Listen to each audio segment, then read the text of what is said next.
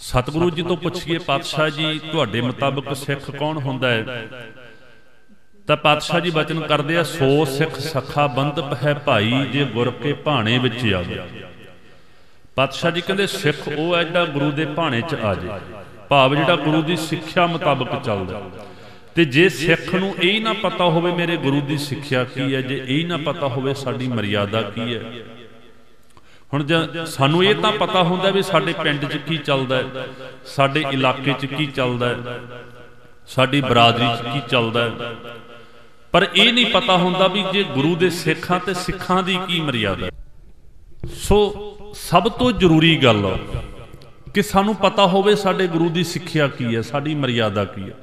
हुण जदों किथे मान लो आपां किते भी कोई ऐसी मंदभागी घटना वापरदी है, कोई भी प्राणी जो चढ़ाई कर जाता है, तो आपां की देखते हाँ, उत्थे परिवार दे विचों रिश्तेदारी चों जां आंढ गवांढ जो संगत आउंदी है, जो वीर बजुर्ग आउंदे है, बजुर्ग माइयां आउंदियां ने, ते कुछ कु विचों ना इदां गुरमत कह लो मनमत दीयां सलाहां देने वाले वो आके पुट्ठे कर्मकांड वहम भरम वो चेते कराउण गया कि सारे नहीं बिच बिच इदां दे हुंदे। वो कोई आके कहूगा भाई छानी च दाने पा के रखो जां दाल पा के रखो, कोई कहूगा काना लैके आओ काना रखना है, भाव इदां दीयां मनमत वालियां गल्लां। कोई कहूगा घड़ा लैके आओ भाई घड़ा नहीं भरना, कोई कहूगा फलानी समग्री लैके आओ, कोई कहूगा रस्ते में जाते हैं भाई हुण पैरां वाला पासा अगे कर लो। ये भी बड़ा रौला पैंदा हुंदा, जो कोई अर्थी लैके चलीए ना और राह च यही वो पैरां वाला पासा अगे करो जी, नहीं जी सिर वाला पासा अगे करो जी, मतलब इदां दे वहम भरम वालियां गल्लां। फिर हड्डियां उत्थे जो मान लो अस्थियां चुगनियां जां फुੱਲ चुगने जिन्हों कह दिंदे, उत्थे फिर बड़ा कई तरह दीयां मनमत्तां कीतियां जांदियां। फिर मंजा बिस्तरा बनाओ जी। सो इदां दीयां सलाहां देण वाले बहुत मिल जाणगे, मनमत चेते कराउण वाले बड़े मिल जाणगे। ते जे किते उत्थे पुछ लईए कि वीर जी बापू जी माता जी भैण जी की तुहानूं गुरु की सिक्ख्या जां सिख रहत मर्यादा बारे पता है, तो फिर हस के जा कहणगे नहीं जी असीं तां अणपढ़ हां जी, सानूं की पता। सिख रहत मर्यादा बारी गुरु की सिक्ख्या बारी असीं अणपढ़ हां ते मनमत असीं जबानी याद की हुई है। मैं बेनती करदे भी कृपा करके बड़ी संगत बड़े वीर ध्यान नाल सुण भी रहे हैं, पर विच विच दी कईयां दा ध्यान पासे हो जाता। मैं बेनती करा जिन्ना चिर आपां बैठे हैं गुरु की हजूरी च बिल्कुल एकाग्रचित होकर ध्यान सुन विच रखना। सो मनमत सानू जबानी याद है तो गुरु की मत वो असीं भुले बैठे हैं, वो सानू पता नहीं, असीं अणपढ़ हां जी, सानू पता नहीं है। सो जरूरी है असीं गुरु की सिक्ख्या मुताबिक सिख रहत मर्यादा मुताबिक चलीए। तो जे आपां इस संबंध च सिख रहत मर्यादा बारे एक लाइन विच कहना होवे भी सिखां दी मर्यादा की है मृतक संस्कार दे संबंध विच, तां एक लाइन विच आपां इह कह सकदे हां कि सिख ने गुरबाणी सिमरन ते अरदास तो बिना कुछ भी नहीं करना। सिख ने गुरबाणी सिमरन ते अरदास तो बिना कुछ भी नहीं करना। बस आ इन्नी गल नोट कर लिया जी। होर बाकी सिर्फ आ शरीर है, जिन्ना चिर परमात्मा की जोत है इहदे उन्ना चिर शरीर भज्या फिरदा है।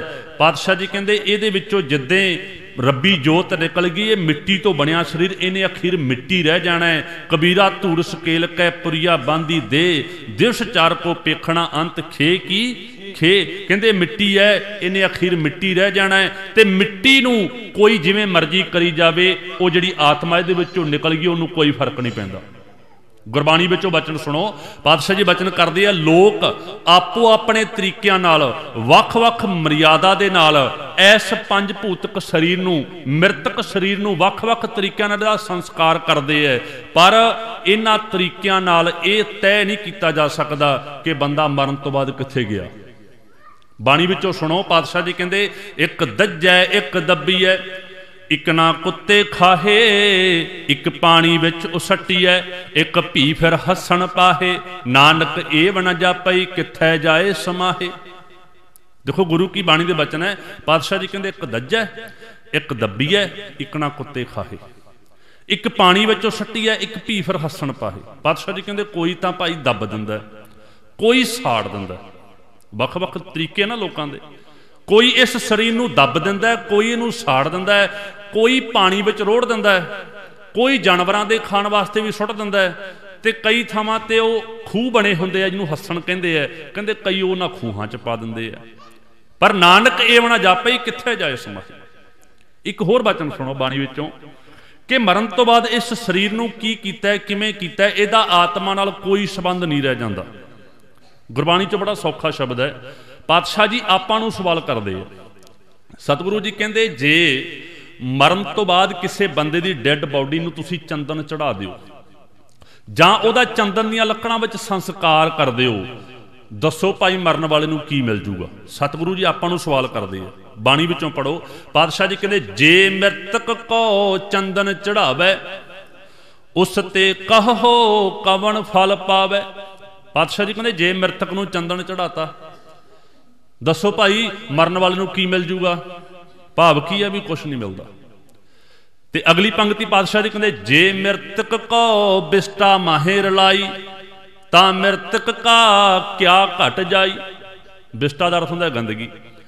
पातशाह जी कहंदे बाई चांस किसी प्राणी दे मौत तो बाद उहदी डैड बॉडी नूं कोई सांभे ना, हालात इदां दे बन जाण, शरीर गंदगी च रल जे, तां पातशाह जी कहंदे जे मृतक को बिस्टा माहे रलाई तां मृतक का क्या घट जाई।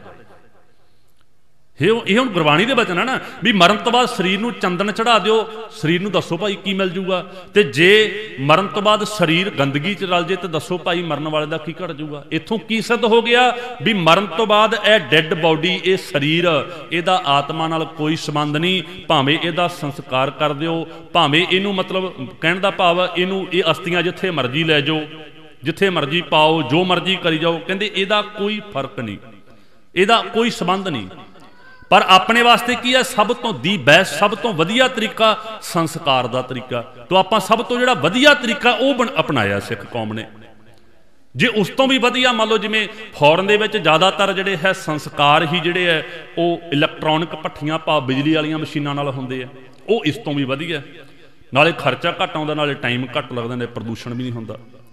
ते उस तो भी वधिया जे कोई पढ़िया लिखिया परिवार, विल एजुकेटड, कोई जिगरे वाला परिवार किसी अपने परिवारक जी की डैथ तो बाद उहदी डैड बॉडी नूं किसी मैडिकल रिसर्च वास्ते देना चाहे तां वो भी गुरमत विच उहदा कोई वहम नहीं, कोई मनाही नहीं। कल दे अखबार की एक खबर है, एक छोटी जी सिर्फ 20 दिन की बच्ची सी, 20 दिन की, वो एक्सीडेंट हो गया ते माँ बाप ने मतलब जो ब्रेन हैमरिंग हो गई, दिमाग डैड हो गया, वो बच्ची की मौत हो गई। तो माता पिता ने उहदे शरीर के 5 अंग दान किए, हार्ट, गुरदे, लिवर, इदा 5 अंग, अखां दान कीतियां। कहंदे वो बच्ची सिर्फ 20 दिन लई दुनिया ते आई, पर वो 5 बच्चों नूं जिंदगी देगी। लेकिन ये भी कोई गुरमत विच कोई इहदा मना नहीं भी जो संस्कार नहीं किया जां शरीर इदा मैडिकल रिसर्च वास्ते देता जां अंग दान करते पता नहीं की हो जू ना। पातशाह जी कहंदे मिट्टी है, जे मिट्टी किसी के काम आ जाए तो इदू चंगा की हो सकता, जे मिट्टी किसी के काम आ जाए तो। सो आपां की समझ रहे हैं कि मरण तो बाद ये डैड बॉडी इनू आपां जिहड़ा है एक सिंपल तरीके नाल संस्कार करता, पर कर्मकांड कोई नहीं करना, वहम भरम कोई नहीं करना। संस्कार जो मान लो कोई प्राणी चढ़ाई कर गया, जो रिश्तेदार इकट्ठे हो गए, आप सारे आ गए, तो सिंपल आप शरीर का इशनान करवाया। इशनान तो बाद जो मर्यादा है कि उचेचे तौर पर भी कफन सिउण की लोड़ नहीं, उचेचे तौर पर कोई वस्त्र सिउण की लोड़ नहीं। जो घर विच ही पए ने कोई चंगे नवे वस्त्र पए हुंदे आ, ओह वस्त्र भी पहनाए जा सकते, उही वस्त्र पहनाए जा सकते। इत्थे कई तरह के वहम, इदां दा सिउणा जी, इदां सिउणा, सो इदां दा कोई वहम नहीं है। सो उस तो बाद किसी तरह का कोई कर्मकांड नहीं करना, सिंपल अरदास करनी है भी सच्चे पातशाह जी आप ही दा मात लोक ते भेजा होया प्राणी इस दुनिया में आया, जिन्ने सवास बख्शिश नूं भोगदियां होया पिछले कुछ दिनों तो जां अज कह लो अकाल चलाना कर गया, पातशाह जी कृपा करो, इस संस्कार की तैयारी है तो पातशाह जी आग्ञा बख्शो। सिंपल अरदास की, वाहिगुरू का जाप करदियां घरों तुर पे, रस्ते में कोई कर्मकांड नहीं करना। कोई घड़ा चक लेंदे भी नाल घड़ा भन्नांगे राह विच, होर कई तरह के। मैं एक इत्थे बेनती करदियां थोड़ा जिहा जिगरे नाल सुणिओ, पंजाबी का एक शब्द है भेड़ चाल।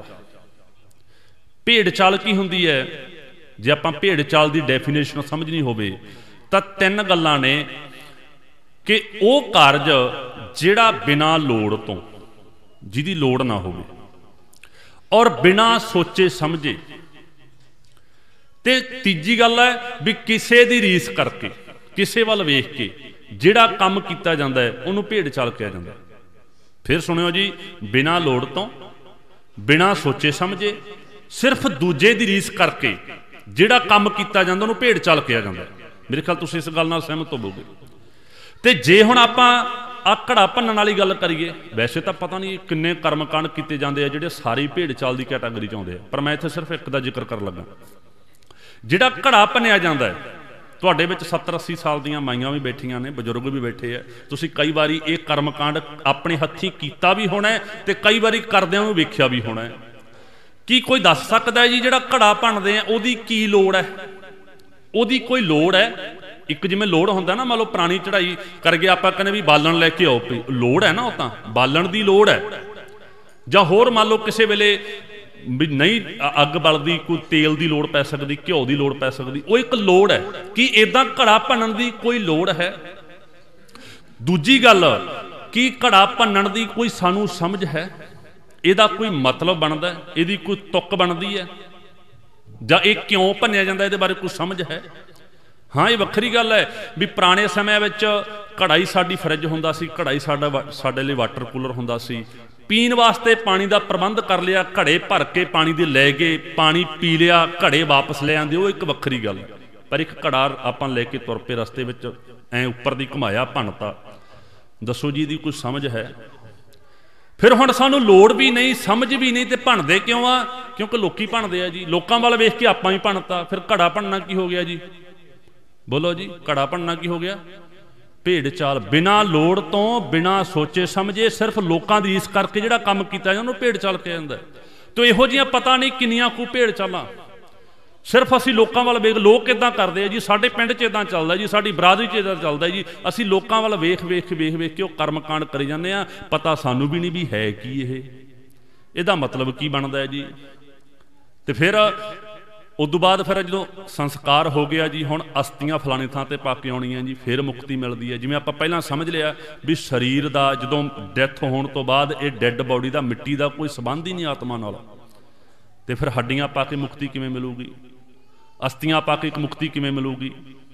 सो किते अस्थियां, सिख रिआयत मर्यादा की है, बकायदा लिखिया होया है भी संस्कार तो बाद जदों अंगीठा ठंडा हो जाए, अंगीठा ठंडा होने तो बाद सारा अंगीठा इकट्ठा करना है, जो भी तुहाडे नेड़े तेरे कोई नहर दरिया है जां उत्थे पा दिओ, जां फिर अपने घर खेत विच किते डूंगा टोआ पुट के दफना दिओ। बस आ मर्यादा जी साडी, होर कोई मर्यादा नहीं। जां उत्थे डूंगा टोआ पुट के दफना दिओ, जां जो भी तुहाडे नेड़े तेरे कोई नहर दरिया, नीयर बाय भाव नेड़े तो नेड़े जो नहर दरिया है उत्थे पा दिओ। बस आ मर्यादा है। और बकायदा लिखिया होया है, अंगीठे विचों अस्थियां वख चुक के किसी विशेष थां हरद्वार, कीरतपुर, पतालपुरी आदि थावां ते पाउणा मनमत है। ये बकायदा लिखिया होया। ते असीं हड्डियां चक के किधर नूं तुरिया जांदा, किधर नूं। कई ते माफ़ करना, सारिਆਂ दी गल नहीं करदा, कई ते इदां दे भी हुंदे है, जिउंदा बापू भावें गुरुद्वारे ना आया होवे, जिउंदी माँ ने भावें कदे बाणी ना पढ़ी होवे, ते मरण तो बाद हड्डियां चुक के कच्ची रस्सी नाल धो के कहंदे महाराज दे मंजी साहिब कोले रख दिओ जी, उन्हें दिन बापू बाणी सुन लू, बेबे बाणी सुन लू। की हड्डियां बाणी सुनदियां ने? कि सतगुरु जी ने हड्डियां नूं सुनाउण वास्ते बाणी उचारण कीती है? जिउंदियां नूं गुरु आवाज़ां मारदा, आवो सिख सतगुरु के प्यारिओ, गावो सच्ची बाणी, जिउंदे ते असीं आउंदे नहीं। जिउंदियां नूं सतगुरु जी आवाज़ां मारदे, गुर की मत तूं लिहे आने, जिउंदियां गुरु की गल सुनी नहीं, ते मरण तो बाद कहंदे हड्डियां रख दो जी महाराज कोले, उन्हें दिन बापू बाणी सुन लू, बेबे बाणी सुन लू। क्यों बई जिउंदियां ने क्यों नहीं सुनी? सो कहण दा भाव इदां दी मनमत नहीं करनी, कोई हड्डियां किते नहीं। हाँ, मर्यादा की है? सारा अंगीठा इकट्ठा करना है, जो भी तुहाडे नेड़े तेरे कोई नहर दे उत्थे पा दिओ, जां फिर अपने घर खेत विच किते डूंगा टोआ पुट के दफना दिओ। बस आ मर्यादा जी साडी।